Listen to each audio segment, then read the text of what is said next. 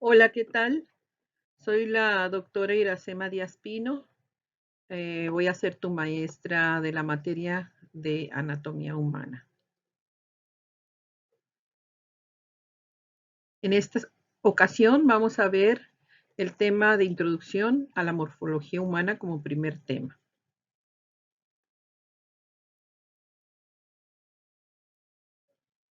Bien, vamos a empezar con las definiciones. Vamos a empezar a definir la palabra anatomía. Y como toda palabra proviene de raíces, prefijos, sufijos grecolatinos, en este caso proviene del griego, en donde la palabra aná, del griego aná, significa a través y tomé de cortar. Entonces, juntando las dos palabras, quiere decir a través de cortar. ¿A qué se refiere esto? Bueno, pues esto tiene una historia muy antigua, por allá por los años 1400, 1500, los primeros anatomistas que empezaron a hacer ilustraciones sobre la anatomía del cuerpo humano, no tenían otra forma como hacerlo más que abriendo el cuerpo con un corte de un bisturí. Ellos querían saber qué era lo que había más abajo de la piel. Se encontraron con músculos, tendones, fascias. Se fueron más profundo, vieron los huesos y entraron a las cavidades y conocieron todos los órganos que forman parte de nuestro organismo.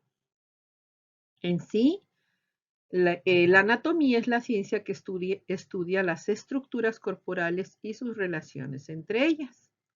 Una segunda definición que yo te tengo es anatomía, que es la ciencia que estudia la forma, la arquitectura e interrelación de los distintos elementos del cuerpo humano. La anatomía siempre te va a responder tres preguntas sobre partes del cuerpo humano. ¿Qué es? ¿Cómo es? ¿Y dónde está colocado?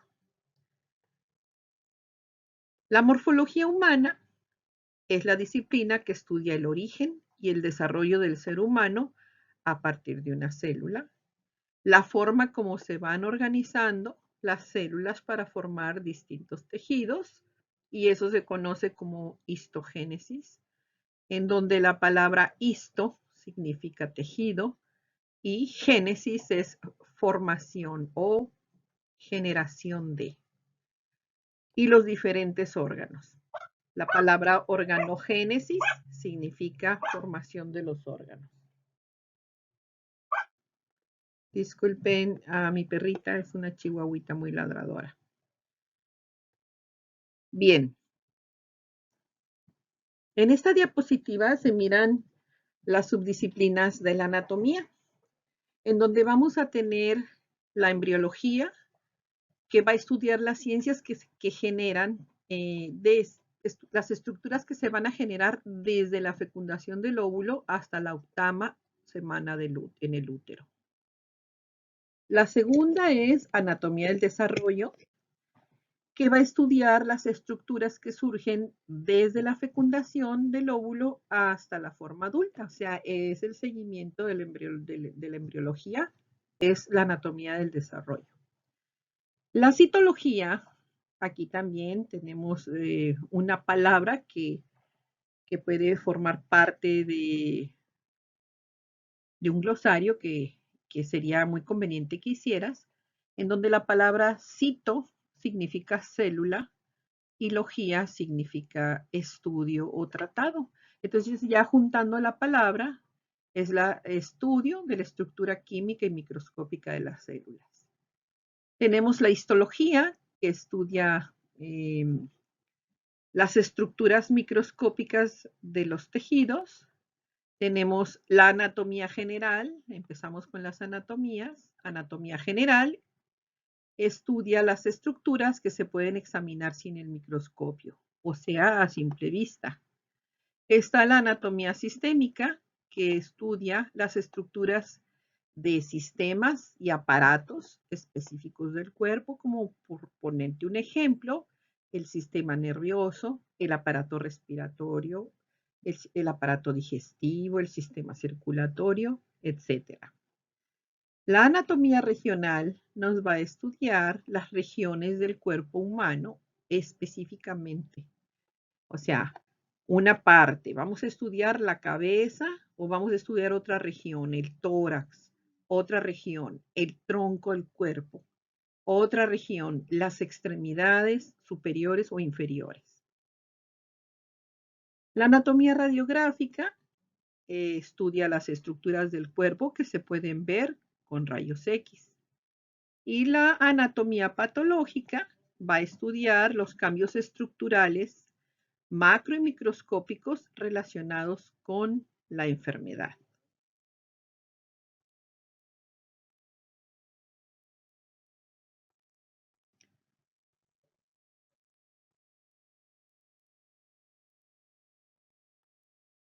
Muy bien, continuamos. Entonces, ya una vez que conocimos las definiciones, ahora vamos a estudiar los diferentes métodos que vamos a tener para estudiar el cuerpo humano. Pero para poder empezar a estudiarlo necesitamos conocer las posiciones del cuerpo humano para poder ser estudiado. Bien. Al estudiar anatomía, dice, cuando se describe cualquier región o parte del cuerpo, se supone que éste se encuentra en una postura específica conocida como posición anatómica. La posición anatómica es así como estás viendo la imagen, en donde tenemos a un paciente, a un sujeto, a un hombre. Vamos a decir paciente, porque ya van a ser nuestros pacientes, todas estas figuras. Estamos viendo a una persona que está de pie, erecto, quiere decir de pie en forma recta, sin estar doblado, ni hacia enfrente, ni hacia atrás, no está de lado, está de frente, de cara al observador, con la cabeza y los ojos mirando directamente hacia enfrente. Es muy importante que los ojos no estén viendo para cualquier lado. Deben de tener una posición neutra, una visión neutral hacia enfrente. Los pies se hallan hacia adelante, deben estar juntos de los talones y separados de las puntas de los pies. Y deben de estar planos sobre el piso. El paciente no debe estar de puntitas, debe de estar apoyado sobre la planta de su pie. Y sus brazos están a los lados, colgando libremente, con las palmas de las manos hacia adelante. Este es lo más importante prácticamente de la posición anatómica. La posición del miembro superior debe de ser con la palma de la mano hacia enfrente. Siempre. Con esta posición corporal, entonces ya va a ser más fácil ver y entender cómo se encuentran organizadas las distintas regiones de nuestro cuerpo. Y entonces así podemos ver, analizar y describir las partes del cuerpo humano visto por su cara anterior, que es cuando está de frente a nosotros. Cuando el paciente se voltea y vemos la parte de atrás, decimos que esta es la cara posterior del cuerpo humano. Si lo pongo de lado, pues entonces ya voy a decir lado izquierdo o lado derecho. Pero siempre el paciente debe de colocar sus manos con la palma de las manos hacia enfrente, recto, mirada neutral y sus pies juntos. También dentro de las posiciones del cuerpo, pues podemos decir que el paciente puede estar acostado. Hay dos términos para describir el cuerpo que se encuentra acostado. Para empezar, en terminología médica, un cuerpo acostado se dice que está en decúbito. La palabra decúbito se escribe toda pegada, decúbito, que significa estar acostado. Y entonces, en enfermería, cuando hacen sus notas después de sus turnos, tienen que hacer una nota de enfermería, cómo dejan a su paciente o cómo lo reciben. Dejo o recibo paciente en su unidad, o sea, en su cama, en decúbito, ya estoy diciendo que está acostado, pero también tengo que especificar si está boca arriba o si está boca abajo. ¿Por qué? Pues porque hay muchos procedimientos quirúrgicos o médicos en donde el paciente tiene que estar colocado boca arriba, como por ejemplo en las cirugías de abdomen, y va a estar boca abajo, por ejemplo, en una cirugía de columna, por ejemplo. Entonces, para decir que está boca arriba, la palabra es supino. Y para decir que está boca abajo, la palabra es prono. Entonces ya puedo decir en decúbito supino, quiere decir que está acostado boca arriba. Y si digo en decúbito prono, voy a decir está acostado boca abajo. Bueno, esto es con la posición del cuerpo acostado. Ahora vamos a ver los nombres de las regiones del cuerpo humano. Es importante, ya que vas a empezar a estudiar ciencias de la salud, que sepas exactamente cuál es el nombre de las regiones del cuerpo. Entonces, el cuerpo humano se divide en varias regiones grandes que se pueden identificar a simple vista.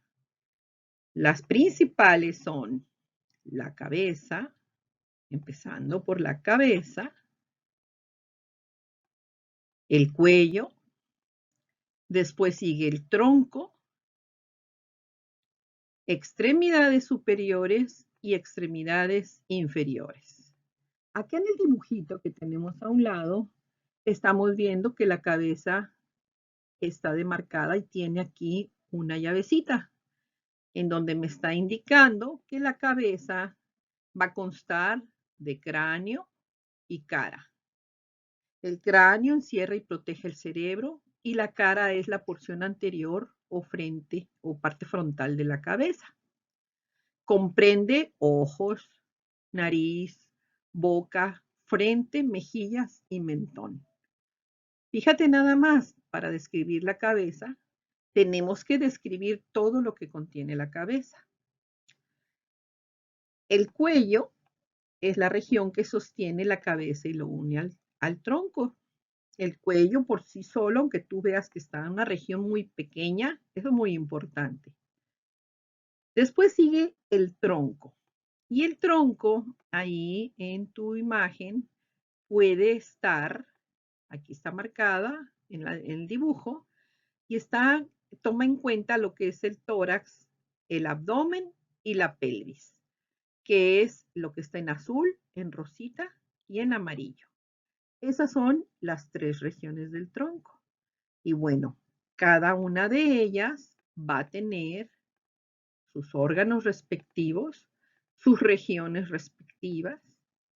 Va a haber, por ejemplo, en el tronco, la región del tórax, pues va a haber una región frontal y una región posterior o dorsal en donde se encuentra tu espalda o dorso, ¿verdad? Entonces van a ir cambiando los nombres. Continuamos con las regiones. Siguen las extremidades superiores. Todo mundo sabemos que las extremidades superiores son lo que nosotros conocemos como los brazos. Pero resulta ser que la extremidad superior tiene sus regiones. Para empezar, la extremidad superior está unida al tronco. ¿Cómo se une al tronco? Se une por medio de la articulación del hombro. Luego sigue la axila, que es el huequito. Lo que sigue de la axila se llama brazo. Luego viene el antebrazo. El brazo está arriba, el antebrazo está abajo. Y el antebrazo tiene la muñeca y termina en la mano. Entonces, de arriba hacia abajo, velo señalando con tu mano. Hombro, axila, brazo, antebrazo, muñeca y mano. En ese orden. Luego continuamos con la extremidad inferior. Muy importante esta extremidad inferior porque aquí todavía podrías tú tener muchas dudas de los nombres. La extremidad inferior también está unida al tronco y empieza arriba con el glúteo. Su nombre correcto es nalga y aunque te dé risa y te dé un poco de pena decirlo, ese es un nombre correcto. Después de ahí sigue el muslo, luego continúa la pierna. Entre el muslo y la pierna vamos a tener la articulación de la rodilla. La pierna continúa con el tobillo y el tobillo une a la pierna con el pie. Entonces, de arriba abajo es glúteo, muslo, pierna, tobillo y pie. Cuando yo estudié medicina hace muchísimos años, yo siempre me confundía mucho porque en mi casa, donde me crié, mis padres, mi mamá, al, a la extremidad inferior le decían pierna. Entonces, cuando yo llegué a estudiar, me señalaba el muslo y decía, esta es mi pierna. Y pues, ¿cómo, verdad? Bien, muy mal.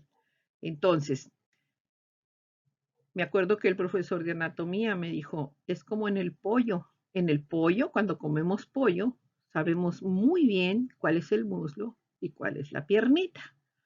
Y en el ser humano también tenemos muslo y pierna. Y la ingle es la zona en la superficie anterior del cuerpo marcada por un pliegue a cada lado donde el tronco se une a los muslos. Es donde se dobla el muslo. Bien. Ahora vamos a entrar a la planimetría. Vamos a ver los planos anatómicos. Estos planos anatómicos colocan el cuerpo humano en el espacio en las 3 dimensiones y nos sirven para estudiar el cuerpo humano. Van a ser líneas imaginarias que van a atravesar al cuerpo colocado en la posición anatómica que ya conoces. Estos planos, hay 3 básicos. El número 1 es el sagital, el número 2 es el coronal y el número 3 se llama plano transversal. El que quedó sin subrayar es un plano que se deriva del plano sagital y recibe el nombre de plano parasagital. Ahorita lo vamos a revisar. En la imagen estamos viendo una paciente en posición anatómica, tiene las palmas de las manos hacia enfrente y tiene trazadas unas líneas imaginarias. Trata de encontrar el plano sagital. Sí, fíjate cómo atraviesa. Nos va a dividir el plano coronal. Mira qué diferente es respecto al sagital. Y aquí estamos viendo el plano transversal. Sigue la flechita para que sepas cuál es. Bien, vamos a analizarlos. Empezamos con el plano sagital. Aquí vemos al paciente en posición anatómica, con las palmas de las manos hacia. Muy bien, lo dijiste correcto. Es un plano vertical, o sea, está paradito de arriba a abajo. Va a dividir el cuerpo en mitades. Una mitad derecha y una izquierda. Entonces nos va a permitir decir que algunos elementos están en línea media, como es el dorso de tu nariz, el ombligo. Y entonces ahora sí, ya podemos saber cuál es la mitad izquierda y cuál es la derecha. El plano parasagital, te dije hace rato, que se deriva del plano sagital que acabamos de ver. Entonces vamos a localizar primeramente el plano sagital, el plano medio o sagital es este. Entonces síguelo, este es el principal, aquí lo vemos, nos divide en mitad izquierda y derecha. El parasagital va a dividir la mitad derecha o la mitad izquierda en varias mitades izquierdas y derechas a su vez.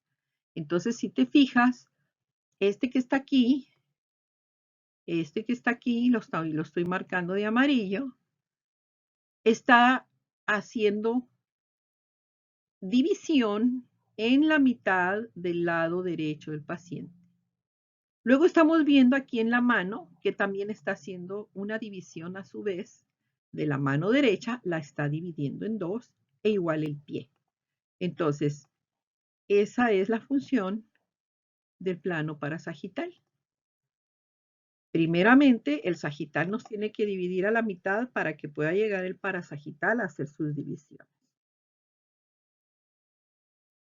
El plano transversal es un plano horizontal, quiere decir que no va a ser de arriba a abajo, sino que va a estar transverso. Es perpendicular a los otros dos planos. Y si te fijas, nos va a hacer una división del cuerpo en dos mitades, la mitad de arriba y la de abajo. Pero no podemos decir así. Si ya vamos a empezar a estudiar ciencias de la salud, tenemos que cambiar nuestro vocabulario. Vamos a decir superior o craneal, inferior o caudal. La palabra craneal y la palabra caudal, aplicamos esta terminología cuando hacemos estudio de embriología. Cuando somos embriones, tenemos una etapa en donde tenemos una cabeza muy grande y tenemos una colita. Y entonces se dice, pues que en la extremidad craneal del embrión se formó esta estructura XX. Y luego, hacia la región caudal, o sea, y en el embrión, craneal es arriba y caudal es abajo. La palabra cauda significa cola, o sea, la parte de abajo. El siguiente plano es el plano coronal, y este plano coronal, al igual que el sagital, es vertical, nada más que es perpendicular al sagital. Fíjate por dónde pasa la línea y entonces nos va a dividir el cuerpo en dos partes, la parte de enfrente y la parte de atrás, pero ya no podemos decirlo así. Enfrente se dice anterior, frontal o ventral. Ventral se refiere al vientre. El vientre es el abdomen, o sea, tu estómago, tu pancita. Y la otra mitad es atrás, o sea, posterior, y también se le puede decir dorsal. La palabra dorsal viene de dorso o espalda. Entonces, como nuestra espalda la tenemos en la parte posterior, por eso se llama dorsal. Una vez que tenemos nuestros planos, ya conocemos hacia dónde se enfrente, atrás, arriba, abajo, atrás, adelante, izquierda, derecha, todas las direcciones que tú gustes y mandes, pues ya podemos saber.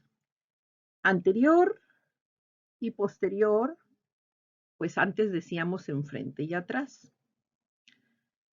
Superior e inferior, antes decíamos arriba y abajo. Craneal y caudal, craneal es hacia la cabeza y caudal es hacia la cola. Y dijimos que esa terminología se iba a utilizar en embriología para referirnos a la forma del embrión. Proximal y distal. Proximal es cerca del tronco, distal alejado del tronco. Por ponerte un ejemplo, en tu extremidad superior el brazo es proximal al tronco y el antebrazo es distal al tronco. Frontal y dorsal es como si dijéramos anterior y posterior. Frontal es enfrente de, y dorsal es detrás de. Igual, ventral y dorsal. Todos estos tres que están aquí, se pueden decir son lo mismo, pero los podemos acomodar en diferentes formas de explicar, ¿no? Anterior es igual que frontal y ventral. Posterior es igual que dorsal.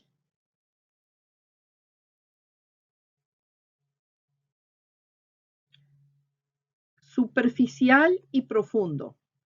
Superficial es encima de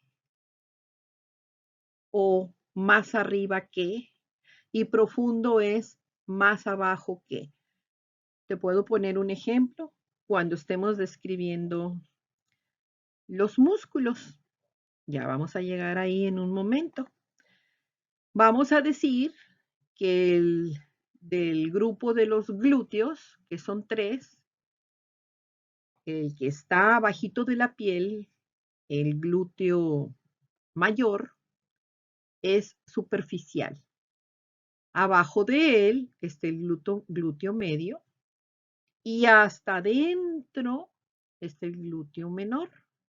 Entonces el glúteo menor es profundo.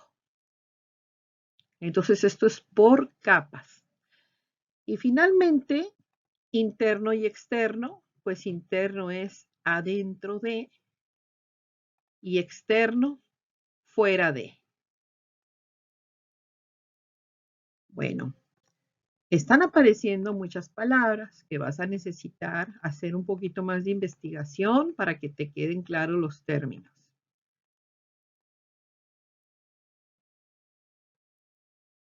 Aquí en esta imagen estamos viendo lo que acabamos de ver, siguiendo flechas, craneal hacia la cabeza y caudal hacia la cola. Sigue las flechas. Proximal, aquí está proximal, mira la flecha que va hacia arriba, hacia el tronco, cerca del tronco, y distal, alejado del tronco. ¿Cuál es el tronco? El tronco pues es esto.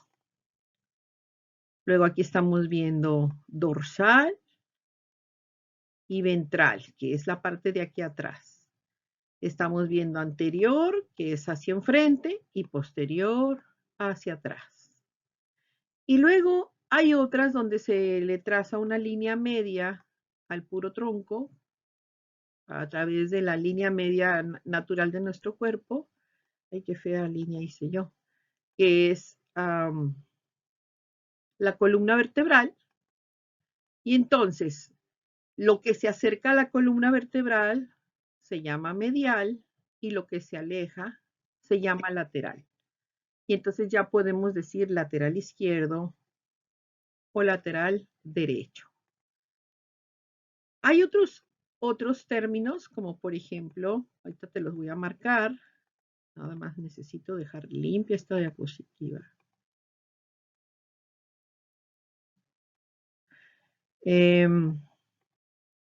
Dorsal, por ejemplo, la mano tiene el dorso, queda en la cara posterior en posición anatómica, dorsal y palmar. Y en el pie es dorsal y plantar. En el pie se llama planta del pie, en la mano se llama palma de la mano. Para decir la parte de enfrente del pie, lo que queda arriba es el dorso y la planta. Y en la mano, dorso y palma.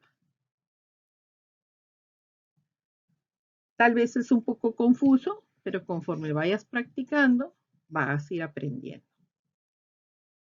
Bien, ahora vamos a pasarnos a las cavidades corporales del cuerpo. Las cavidades del cuerpo son espacios dentro del mismo que ayudan a proteger, separar y sostener los órganos internos.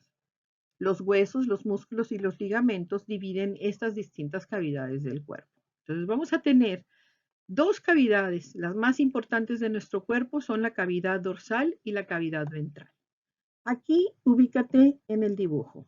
Estoy marcando la cavidad dorsal, sigue las líneas rosas y prácticamente están señalando la zona del dibujo que está en color gris, que es donde está la cabeza y una especie de colita.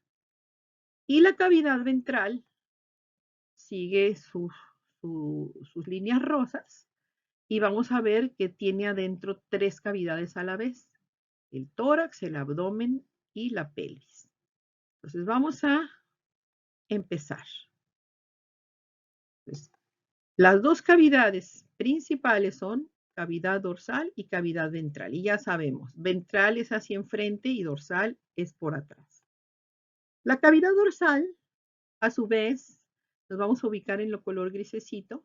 Esta cavidad se localiza cerca de la superficie dorsal, que quiere decir posterior, del cuerpo, y tiene dos subdivisiones: la cavidad craneal y la cavidad vertebral. La cavidad craneana la estoy marcando aquí con amarillo, sigue la flecha. Está formada por los huesos del cráneo y va a contener al cerebro. Y el canal vertebral, que lo estamos viendo aquí, lo estoy dibujando, también se le puede llamar canal espinal, está formado por los huesos de la columna vertebral y va a contener a nuestra médula espinal. Bien, entonces esas fueron las subdivisiones de la cavidad dorsal: cavidad craneal y cavidad vertebral. Ahora vamos a la cavidad ventral. La cavidad ventral, a su vez, se ubica pues en la cara anterior de nuestro cuerpo, en la cavidad anterior. Tiene dos subdivisiones. A su vez, cavidad torácica, que la voy a marcar, y la cavidad en conjunto se llama abdominopélvica. Tú te puedes dar cuenta que es una palabra compuesta que quiere decir abdomen y pelvis.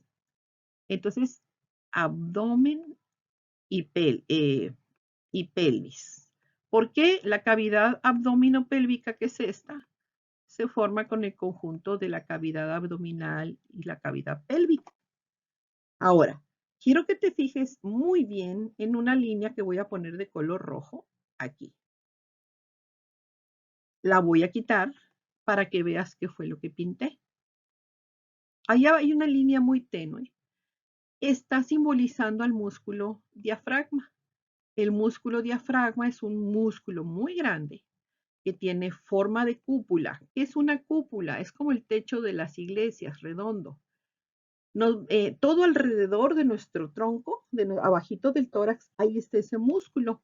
Y su función, aparte de ayudar a los movimientos de respiración, va a separar la cavidad torácica del abdomen. O sea, impide que los pulmones y el corazón se revuelvan con todas nuestras vísceras y el estómago y todo eso. Entonces, ese músculo diafragma constituye el piso de la cavidad torácica y el techo de la cavidad abdominopélvica.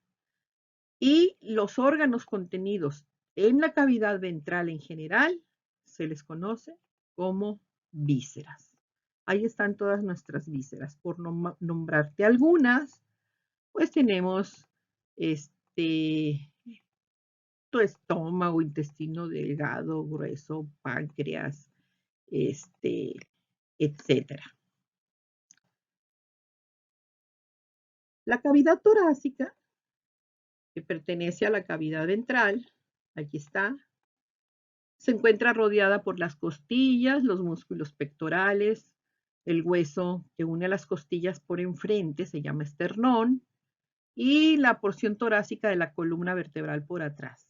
Dentro de ella hay tres cavidades menores: la cavidad pericárdica, las cavidades pleurales, que son las membranas que rodean a los pulmones, y el mediastino. Entonces son tres cavidades muy importantes a la hora de que se te vaya a preguntar en un examen. Las cavidades torácicas son la cavidad pericárdica, las cavidades pleurales y el mediastino. Luego, la cavidad abdominopélvica Va desde el diafragma hasta las ingles. Fíjate nada más. Y se divide en dos partes, la cavidad abdominal, que es la que está arriba, y la cavidad pélvica, que es la que está abajo. Ahora, fíjate que yo voy a poner una marca en color azul en el dibujo. Aquí la estoy señalando. Ahora la voy a retirar y observa que queda una línea punteada blanca, muy clarita. Esa línea está haciendo la división entre la cavidad abdominal y la cavidad pélvica. Pero es una línea imaginaria. Allí no hay ningún músculo como el diafragma haciendo una división. Esto es nada más una línea imaginaria. La cavidad pélvica pues aloja órganos pélvicos y la cavidad abdominal pues los órganos abdominales.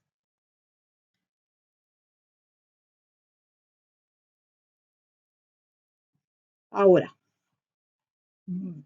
te voy a hablar un poquito sobre regiones abdominopélvicas y cuadrantes. Los anatomistas y médicos clínicos emplean los métodos para dividir la cavidad abdominopélvica en compartimientos menores y de esta manera se puede describir con mayor facilidad la ubicación de diversos órganos abdominales y pélvicos. Entonces, esto es buscar métodos para, por ejemplo, cuando llegue un paciente que dice que le duele el abdomen y te señala una parte, por arriba el ombligo, a un lado, izquierdo, a un lado. Entonces, tenemos que eh, dividir en cuadrantes o en regiones al abdomen para poder hacer un diagnóstico o para poder definir las regiones del abdomen. El primer método, porque son dos, presenta la cavidad separada por dos líneas transversas y dos verticales dispuestas como las rayas con las que juegas al gato. Y se van a formar 9 regiones abdominopélvicas. Ahorita las vamos a ver. El segundo método, más sencillo, es poner una especie como de cruz en donde van a coincidir las dos rayitas en el ombligo y va a dividir a la cavidad abdominopélvica en 4 regiones que se van a llamar cuadrantes. Entonces vamos a dividir en 9 regiones o 4 cuadrantes. Vamos a verlos. Aquí los tenemos. De este lado tenemos las 9 regiones. De este lado, los 4 cuadrantes. Observen las rayas. En el de las 9 regiones es una especie de gato, las rayas, y la de los 4 cuadrantes es una cruz, en donde coinciden en el ombligo. En las 9 regiones abdominopélvicas tenemos en el mero centro, la de arriba, el cuadrante de en medio y arriba se llama epigastrio. El que sigue mesogastrio o región umbilical, porque coincide con el ombligo, y la que está abajo, hipogastrio. La palabra epi significa encima, epigastrio, encima del estómago. Hipogastrio, debajo del estómago, o sea, se toma de referencia al estómago. Y mesogastrio, encima. Luego, tenemos las que están a los lados. Empezamos con las dos de arriba, hipocondrio derecho y luego tenemos hipocondrio izquierdo. Hipo es debajo de, condrio se refiere a cartílago, entonces se está refiriendo al cartílago de las costillas. Debajo de del cartílago de las costillas del lado derecho. Eso quiere decir hipocondrio derecho. Y el hipocondrio izquierdo, pues lo mismo, pero del lado izquierdo. El cuadrante que sigue se llaman flancos, flanco derecho y flanco izquierdo. Y las de inferior se llaman fosas ilíacas, fosa ilíaca derecha y fosa ilíaca izquierda. Entonces, si tú miras un poquito más profundo tu mirada, vas a ver que hay imagen de las vísceras o sea, de los órganos que tenemos dentro de la cavidad abdominopélvica. Y entonces, imagínate cuando duele, por ejemplo, que trae dolor de apéndice, pues después, ya que sepas un poquito más de anatomía, tú vas a saber que el apéndice se encuentra aquí, en esta región que se llama ciego, y aquí está el apéndice, que es como una viborita, un gusanito. Y entonces ahí empieza. Llega el paciente, le duele esa zona, pero le duele toda esta zona, así. Entonces llega señalando que le duele toda esa zona, hay que revisar, debemos de saber anatomía para poder orientarnos para hacer un diagnóstico. O de repente, llega un paciente que estás en urgencias y de repente lo asaltaron, le picaron con un desarmador, un cuchillo, algo, y aquí tenía, a ver, ¿dónde tenía? Y aquí, pum, en esa zona tenía el piquete. Y se llega el paciente doblado de lado y allí trae el piquete. Entonces tú tienes que describir en tu nota, recibo paciente con una herida punzocortante en la región, y ya te tienes que acordar qué región.